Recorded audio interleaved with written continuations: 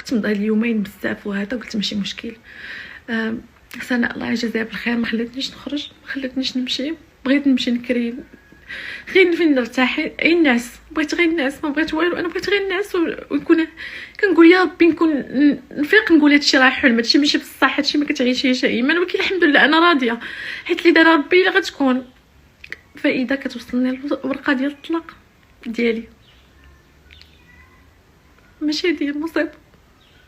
لا، المصيبه هي انني انا الورقه مدفوعه هذا الشهر، الوقيته اللي انا مع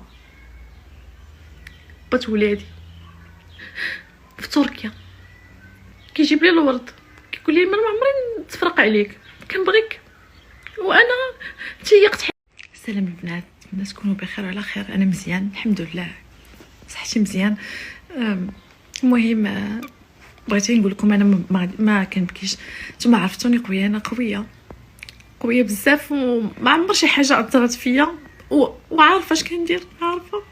ولكن المهم هادشي انا درت دوك ستوريات صراحه، كنت في واحد الحاله ضغط ديال واحد الام، عارفين الدراري المشاكل الخدمه، المهم كتحس براسك مضغوط.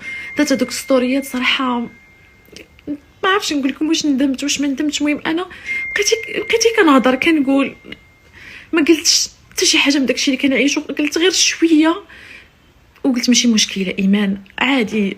وليديا جاو مشاو للدار، جلسوا مع وليداتي، دخلوا بالصلح، قالوا لي ايمان خصك ترجعي لدارك، وهذا الشيء راه كيوقع وفيها كاع العائلات، وبصح كاع عندنا مشاكل. انا مزوجه عام، مزوجه 10 سنين دابا، انا تزوجت 2014 ودابا